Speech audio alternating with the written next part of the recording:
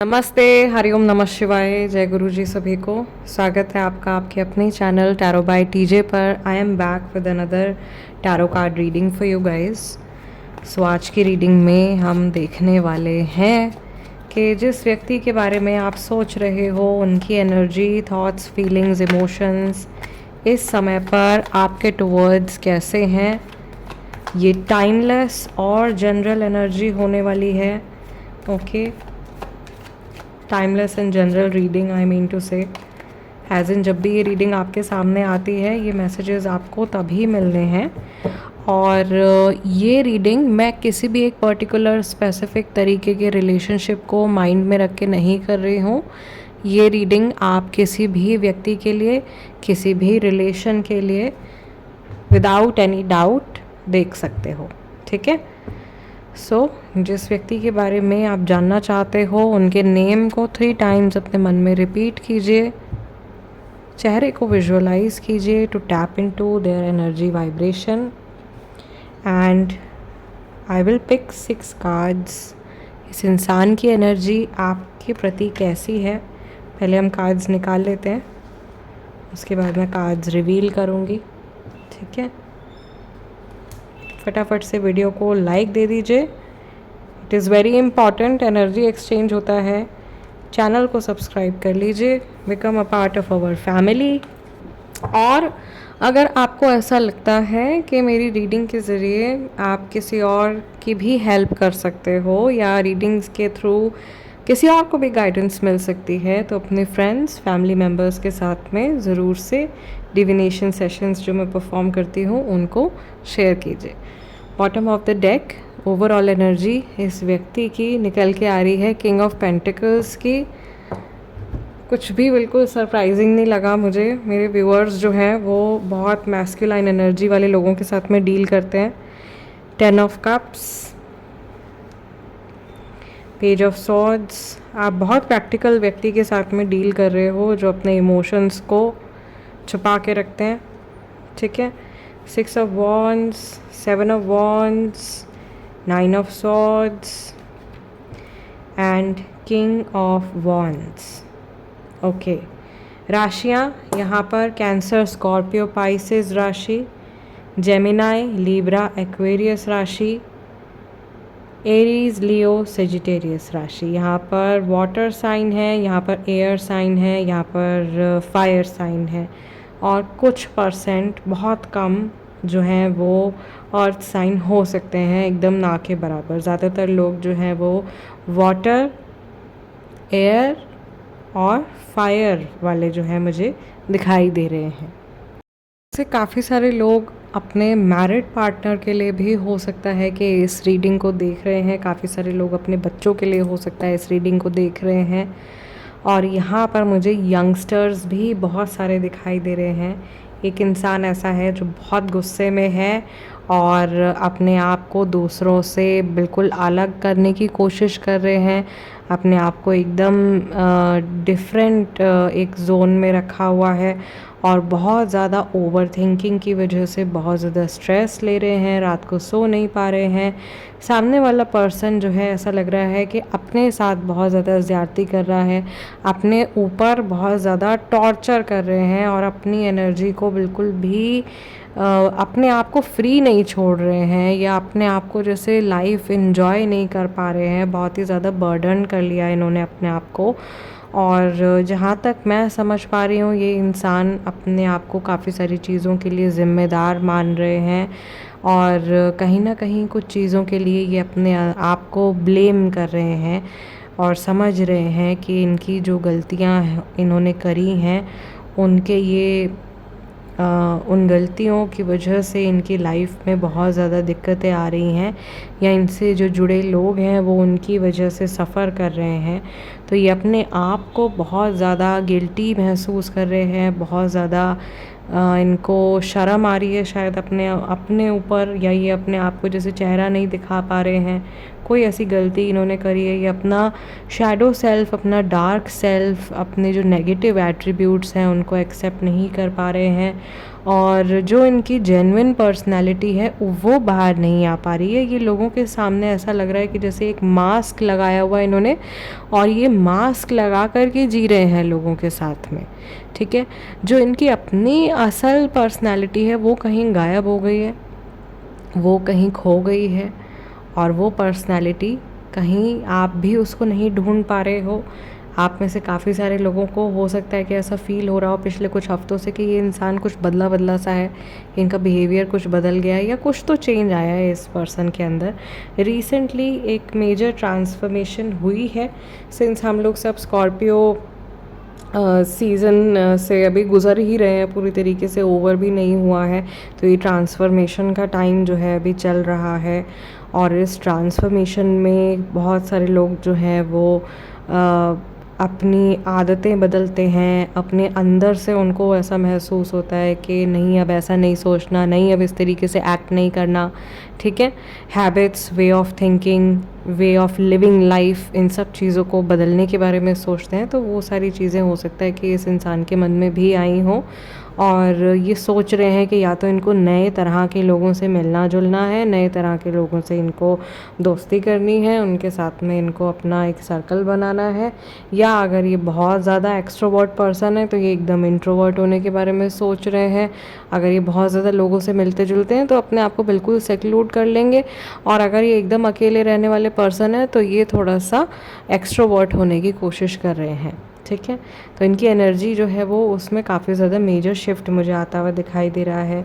In general ये इंसान ऐसा लग रहा है कि जैसे अपने करियर को लेकर के चिंतित हैं, अपने पैसे को लेकर के चिंतित हैं, थोड़े परेशान हैं। ये अपने काम पे फोकस कर रहे हैं, ये अपने काम को महत्व देना चाहते हैं, अपने करियर को, पैसे को महत्व देना चाहते हैं, और उसमें ये आगे बढ़ना चाहते हैं।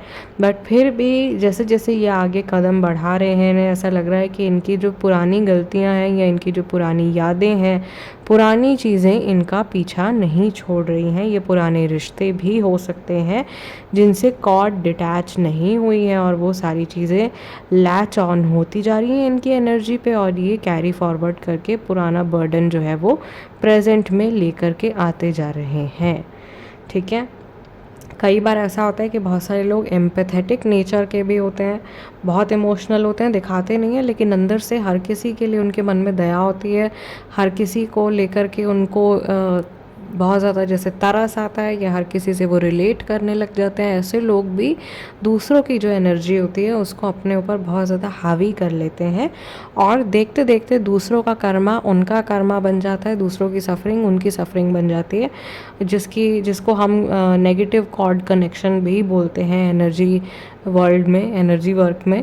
तो ये नेगेटिव कॉर्ड्स हो सकता है कि इस इंसान के साथ में जुड़ी हुई हैं बहुत ज़्यादा, जिसकी वजह से ये अपनी कर्मा को तो भोग ही रहे हैं, बट मैं जहाँ तक सेंस कर पा रही हूँ कई दूसरे लोगों का कर्मा भी इनके ऊपर अफेक्ट कर रहा है। उसकी वजह से इनकी लाइफ में हो सकता है कि थोड़े से उतार चढ़ाव इस समय पर आ रहे हों, और क्योंकि आप जुड़े हुए हो इनसे तो आपकी लाइफ में भी हो सकता है इस तरीके के चेंजेस या इस तरीके की चीज़ें जो है वो चल रही हों।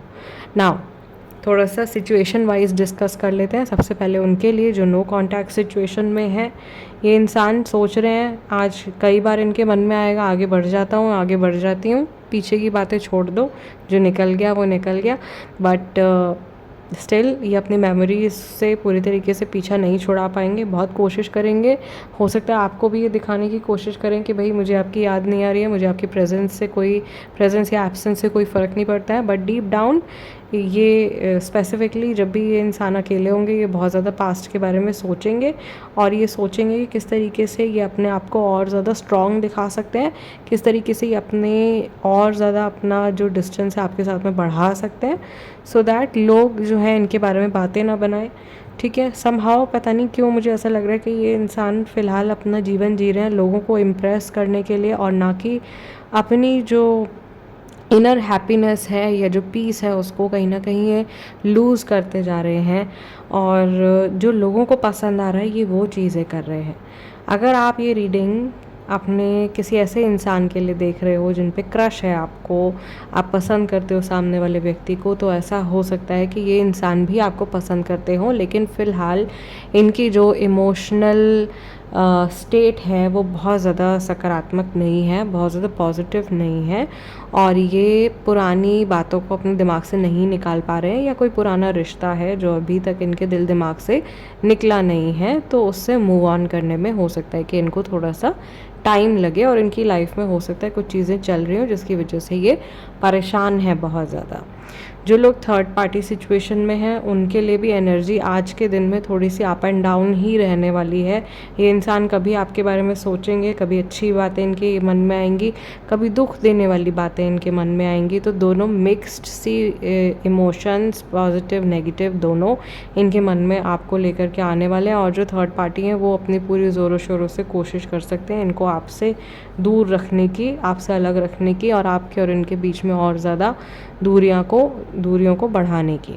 ठीक है, नाउ फॉर दोज पीपल जो कि अपने शादी के लिए में भी रिश्ता ढूंढ रहे हैं, सिंगल हैं और रिलेशनशिप में भी नहीं है, बट कुछ सिचुएशनशिप किसी के साथ में चल रही है, आप उसको रिश्ता भी नहीं बोल सकते हो पूरी तरीके से, कन्फ्यूजन है, ठीक है, कोई टैग नहीं है उस रिलेशनशिप पे, ऐसे लोगों के लिए भी आज की एनर्जी मुझे थोड़ी सी गड़बड़ाई हुई दिखाई दे रही है। एट टाइम्स आपको ऐसा लग सकता है कि इस इंसान का बहुत ज़्यादा झुकाव है आपकी तरफ, और विद इन अ सेकेंड आपको ऐसा भी फील हो सकता है कि अरे ये इंसान शायद मुझे नहीं पसंद करते, या इनको शायद मेरी प्रेजेंस अपनी लाइफ में नहीं अच्छी लग रही है। ठीक है, सो ये ओवरऑल एनर्जी है। थोड़े से थॉट्स हम लोग चेक कर लेते हैं, सिंस आप लोगों को ये कार्ड्स, ये मैसेजेस काफ़ी ज़्यादा पसंद आ रहे हैं, so you will see these cards a lot in the reading.